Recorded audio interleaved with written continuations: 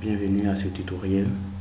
Je suis Eumo Kakou Sylvestre, ingénieur en travaux publics, formateur logiciel DAO-CRO. Donc, apprendre à modéliser d'un élément béton armé de robots, des éléments béton armé tels que les poteaux, les poutres et les semelles. Donc, on va faire la vidéo en 3 parties pour ne pas avoir de longues vidéos. Donc voici un peu un plan de coffrage, voilà. Donc il s'agit ici de donner une zone d'influence aux poutres. Zone d'influence, cette poutre par exemple, on peut prendre là. Je ne vais pas abuser, hein. Par exemple, c'est par exemple la zone d'influence de cette poutre de là à là. C'est bon, 3 mètres, ok. Et donc nous allons calculer la zone d'influence de cette poutre là pour avoir la charge linéaire sur cette poutre, pour la calculer. Pareil pour ce poteau par exemple, si nous voulons utiliser ce poteau, nous allons sélectionner la zone d'influence. Alors je rappelle que la poutre c'est une largeur d'influence, or le poteau c'est une zone d'influence, c'est une surface. Donc par exemple, je dis n'importe quoi, hein. Tout le monde on a vu un peu à l'école, comment est-ce qu'on, voilà, c'est moitié, moitié, moitié, moitié, ici moitié, là également moitié. Bon, moi c'est juste pour montrer l'exemple. Voilà. Si on doit faire un projet, il faut bien étudier, hein. J'ai dit moitié. Donc vous cherchez la moitié entre les deux et vous mettez. Et là vous aurez une surface. Et c'est la surface que vous allez évaluer. C'est ça qui va vous permettre d'avoir G et Q du poteau devant nous allons utiliser. On a également, maintenant pareil pour la semelle. Il s'agira d'utiliser la charge qui vient là, voilà, plus le poids propre du poteau pour multiplier par les différents niveaux. Voilà, il faut toujours. Je pense que ça, c'est pas un coup de béton, et c'est pas un coup de robot, hein. C'est le coup de béton, mais il faut évaluer la charge sur le poteau. Voilà, moi je vais juste vous montrer comment on fait ça sur le ciel robot. Donc allez-y réviser vos cours de béton, mais c'est important. Et puis voilà, on se retrouve sur robot tout à l'heure. Donc rapidement on va dimensionner un poteau pour la première vidéo, et ensuite une semelle et finir avec une poutre, si possible faire une dalle pleine. D'accord, super. Donc on y va sur robot. Je suis pris dans mon projet. Donc sur le robot, il s'agira de modéliser l'élément béton armé, de paramétrer, de charger, de calculer et donner une note de calcul, un plan d'exécution au client. Voilà. Donc pour ce faire, nous allons lancer rapidement un robot que j'ai épinglé. Voilà, on lance le robot, ça va prendre du temps. Voilà, et donc comme ça, on aura l'historique des robots, vous voyez un peu. Et là, nous on va utiliser élément béton armé. Bon, apparemment, je suis en mode enregistrement, donc ça bug. Donc c'est ce qu'on a choisi. Et moi, je travaille sur mon logiciel déjà, donc j'ai déjà paramétré. Donc lorsqu'on vient ici, la première chose à faire c'est de paramétrer votre logiciel. Et par défaut, les paramètres, on peut laisser les paramètres par défaut, sauf voilà ici. Béton armé qui nous utilise, il faut s'assurer qu'ils sont en BAE 99. Voilà, choisir et cliquer, déballer, pardon. Ça, fait ça. Premièrement, il faut venir cliquer sur norme, c'est bon. Par exemple, voilà, ici là, je viens cliquer sur norme, c'est bon. On choisit BAEL, je vais décliner code de TI13. Et il faut déballer, cliquer sur charge, choisir la pondération BAE 91. Je pense qu'avec ça, voilà, on peut s'en sortir. Le reste, si ça ne va pas, on va venir changer les unités, le format. Les unités aussi, il faut s'assurer que voilà, c'est important aussi, hein. La force par exemple, ça il faut vérifier qu'ils ont les kilonewtons, parce que moi je travaille beaucoup avec les kilonewtons, parce que aussi les normes, voilà, les normes concernant les charges sont en kilonewtons. Donc bon, la charge, la norme que moi j'utilise bien sûr, voilà. Donc une fois qu'on a fini, il faut faire enregistrer par défaut, vous voyez, pour que demain, si j'ai un autre projet, je ne vienne pas ici encore perdre de temps avec le paramétrage. Moi je l'ai déjà fait, donc vous faites OK et on va avancer rapidement. Alors donc, lorsque nous sommes là, il s'agira ici pour nous de créer des états d'abord. C'est bon. Donc moi je vais créer rapidement des étages. Créer étage. Pour les, par exemple, pour les semelles, je vais dire fondation. Donc suivez bien parce que c'est un cours vraiment pratique que j'ai fait. Donc on va appeler ça pour fondation. On va appuyer entrée. Non, mon clavier a un sérieux problème. Je serai obligé d'utiliser mon clavier visuel. Wow. Ça va vraiment pas m'arranger. Bon, fondation. Super. Et là je vais appuyer entrée.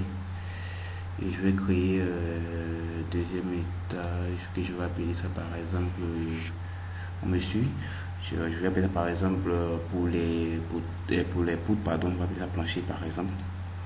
Voilà, plancher. Voilà, que je vais appuyer entrée, c'est bon. Voilà, et dernier niveau par exemple étage que je vais pour les poteaux, où je vous ai dit vous allez voir la fin pourquoi est-ce que j'ai créé ces étages. Donc pour les poteaux on va appeler ça élévation, c'est bon, tout simplement. Élévation. Je vais appuyer entrée. Pourquoi j'ai créé ces éléments? C'est pour définir l'élément que nous voulons étudier dans ces étages. Et là, sur la note de calcul, sur la feuille d'exécution, par exemple, on aura par exemple plancher, pendant fondation, semelle S1, voilà, c'est un peu ça l'idée. Donc, puisque j'ai décidé de faire un poteau, donc je vais venir là, créer un poteau, tout simplement. C'est bon. Alors, vous voyez là, poteau 1. Poteau 1, ça charge, donc on vient sur les étapes rapidement, on va modéliser l'élément béton armé. Ici, modéliser l'élément béton armé revient à entrer les dimensions. Alors, les dimensions des poteaux, je vais ouvrir ouvrir mon affaire, voilà, je fais ça, super. Alors donc, je vous vois un peu, on a un poteau de 20-30, c'est bon. Donc on fait clic droit, géométrie du poteau, rapidement, voilà. Clic droit, géométrie du poteau, donc c'est un poteau de 20-30, 20-30. Donc on va saisir 20, et là on va saisir 30. C'est bon, HC, voilà, HB c'est la hauteur de la poutre, hein. Voilà, on peut dire on regarde sur le coffrage, c'est quelle poutre qui passe sur notre poteau à ce niveau. Si c'est la poutre, si c'est une poutre de 40 par exemple, on va mettre 0,40, c'est bon. Le gars là, il fatigue tellement. Cette histoire de véhicule. Ok, 0,40. 0,40. C'est même pas facile, si je dois des claviers. Désolé. Dépendant de ma volonté. Hein. Je tenais à faire ce tuto et bon, j'ai une faute de clavier. C'est pas grave. Alors HS c'est la dalle. Donc très souvent, bon, pour ne pas dire pour le projet, j'ai une dalle de 20. Voilà. Et une fois que cela est fait, il faut faire OK, tout simplement. Le nombre 1, voilà, parce que je n'ai rien oublié. On fait OK. Cher ami, c'est une fatigue qui vous bug là. Voilà, une fois qu'on a fini de modéliser, qu'est-ce qu'on a fait? Prochaine étape, c'est quoi? Waouh, on va pas s'arranger ici. Il faudrait qu'il y ait une solution. Prochaine étape, c'est quoi? On voit ensemble ici. Paramétrage, c'est ça. Étape 2, paramétrage. Donc, c'est ce que nous allons faire. Paramétrage. Alors, paramétrage, nous avons deux types de paramétrage. Paramétrage général, c'est-à-dire ces trois éléments que vous voyez là. Et paramétrage spécifique, c'est-à-dire pour chaque élément, soit ça pour une semelle ou un poteau. Nous avons des éléments spécifiques qu'il faut renseigner. Par exemple, pour le poteau, si ça sert le flambement, c'est bon. Voilà. Donc avant de faire ça, nous allons venir sur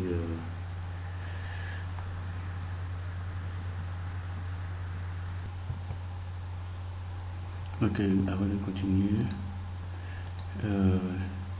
il y a un aspect qui est oublié.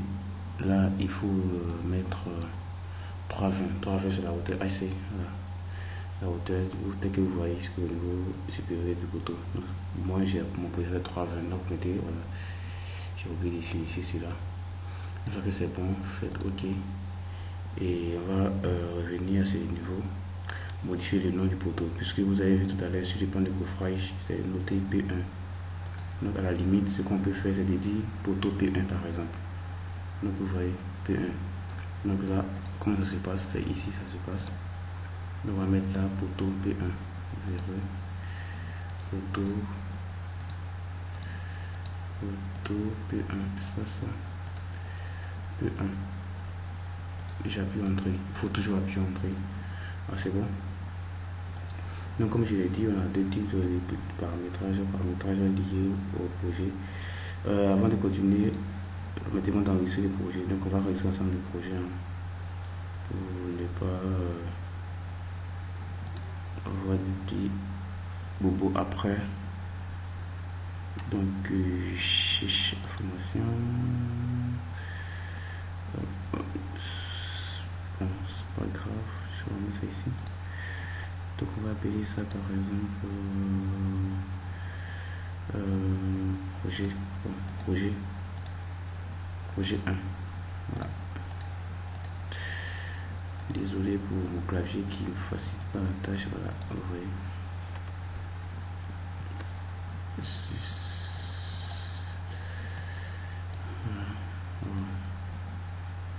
C'est pas du jeu. Projet 1.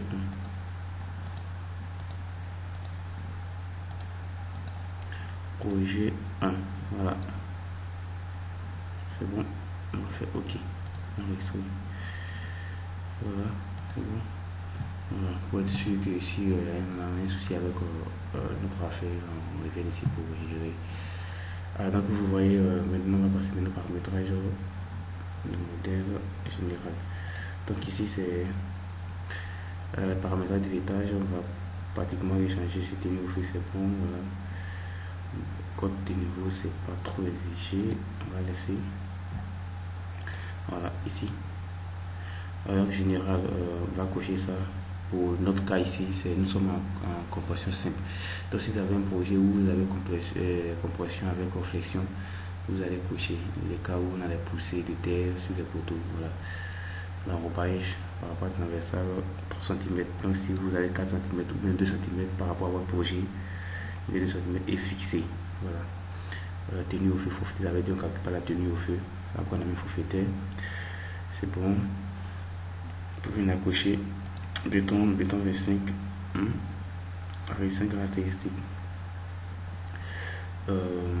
Diamètre de l'acier, voilà. Pour ceux qui utilisent les 5, vous pouvez prendre les 5 diamètre, voilà. Moi je laisse par défaut. Ici, il faut changer ça. Parce que là, c'est pas obligé de changer. Là, moi j'utilise les acier 400. Par exemple, là, c'est une contrainte au fait. On peut laisser le robot choisir l'acier qu'il veut. Mais là, moi, je vais obliger le robot à choisir de l'acier 12 par exemple pour faire railler mon affaire. C'est bon. Voilà. Donc, vous pouvez coucher par exemple 16 si vous voulez travailler avec des aciers ou même tout laisser. Le robot ne va pas laisser les aciers 12 s'il peut utiliser l'acier 12 pour aller choisir l'acier 25. Voilà, j'ai toujours répété ça. Donc, l'acier transversal, on vient là, 400, c'est bon. Voilà, là il faut laisser à défaut tout décocher et cocher juste si c'est 8. 8 mais c'est un peu rare. C'est bon. Alors lorsque nous avons fait ça par exemple, puisque j'ai mis ici acier 12, il faut enregistrer le projet là. Il dit par exemple que voilà, là on va enregistrer pour dire ferraillage, par exemple Fi 12 par exemple. Ou bien soit acier 12, c'est bon. Acier 12. Et c'est pour dire que demain, si par exemple, je dis demain, si on a un autre projet par exemple à faire, au lieu de revenir là, venir changer, quoi que ce soit, on vient simplement là et on va choisir acier 12 pour dire que tout simplement que nous allons utiliser acier 12. Donc vous pouvez pareil pour par exemple un ferraille avec tous les aciers, où on va cocher tous les aciers, voilà par exemple. Voilà. Donc vous voyez un peu, j'ai déjà paramétré un poteau que j'ai appelé faire pour 1.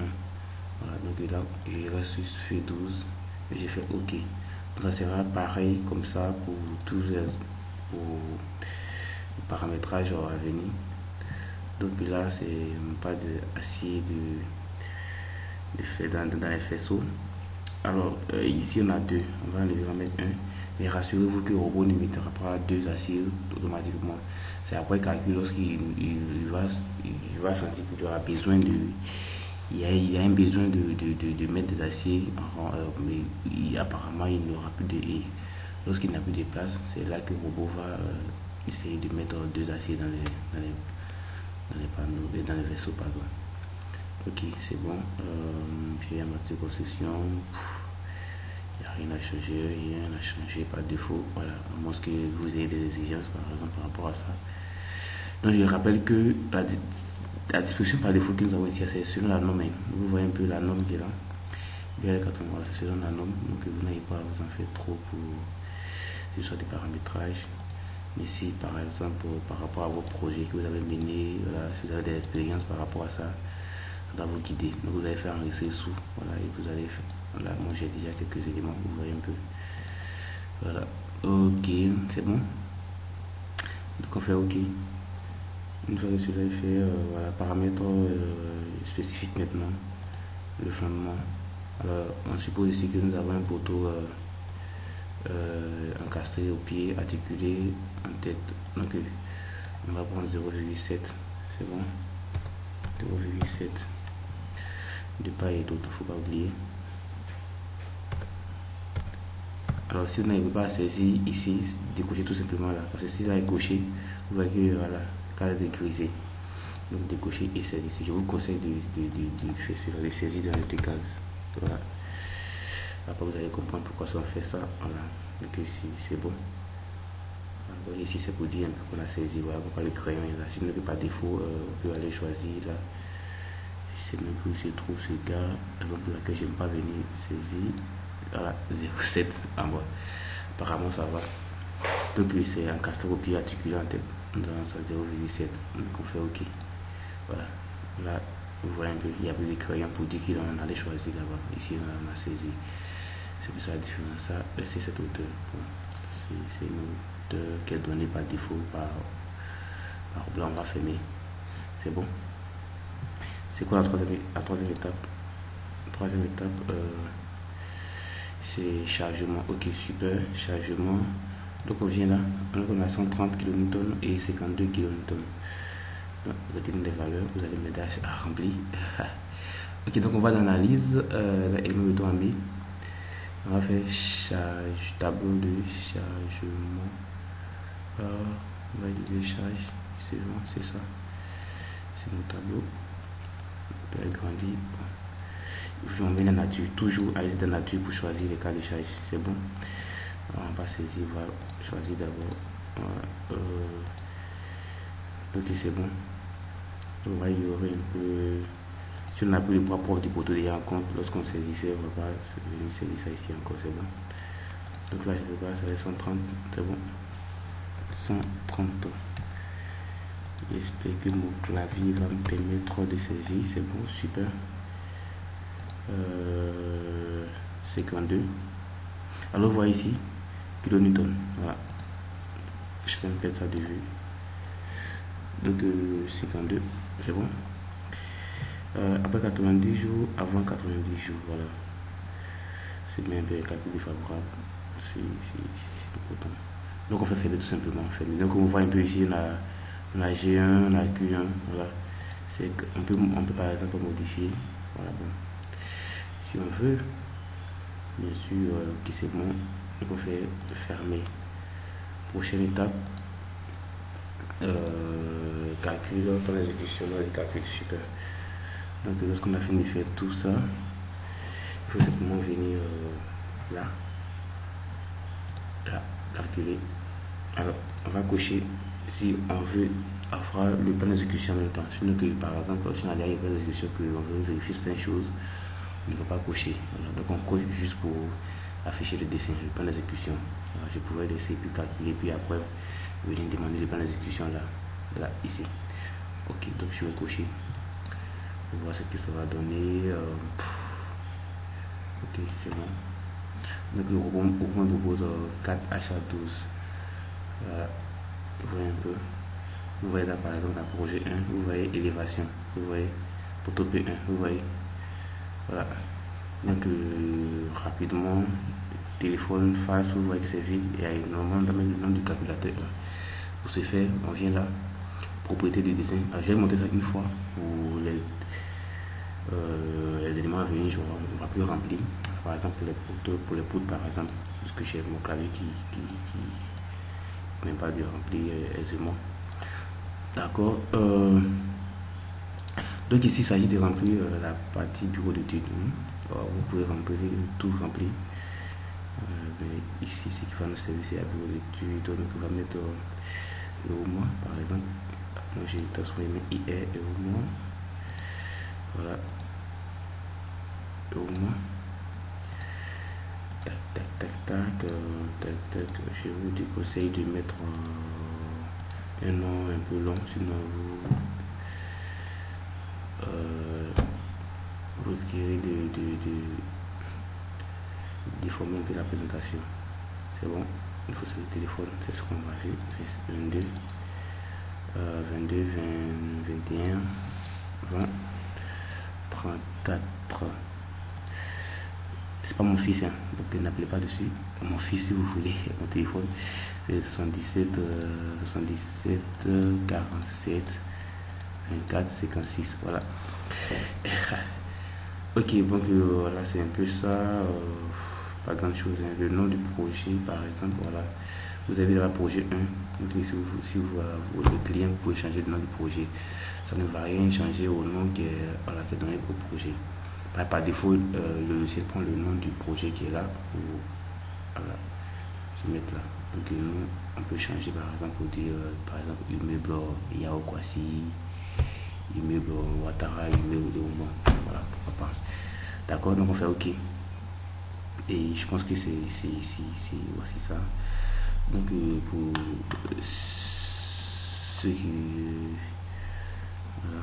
Donc vous voyez déjà, voilà, c'est déjà pris en compte, je n'ai même pas fait.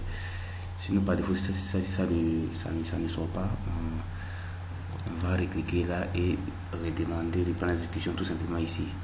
Vous verrez que ça dépend en compte. Voilà. Et au moins c'est bon. Comment imprimer CTRL-P, hein? Ça c'est Windows qui fait ça. Hein. CTRL-P, voilà, vous enregistrez, vous choisissez les dossiers par défaut. Moi je vais pas enregistrer. Désolé, je n'ai pas enregistré, c'est bon. Et qu'est-ce qu'il faut encore là pour des amis qui aiment aller plus sur AutoCAD là. C'est ça. Donc on va prendre DXF, c'est bon. Voilà, on met le poteau P1 DXF, la partie AutoCAD, vous allez mettre le logo par exemple de l'entreprise. Et une fois sur AutoCAD, le robot va disparaître. Alors, le logo de robot va disparaître. Nous allons mettre par exemple le logo de votre entreprise. Voilà, pour encore plein de choses. Donc on met un DXF poteau 1 et on enregistre et on va ouvrir sur AutoCAD. Donc c'est fini pour pas finir vraiment, j'ai oublié d'entrer dans le calcul là. Dans le calcul, ça c'est pour visualiser là. Voilà, c'est bon. Donc on dit par exemple que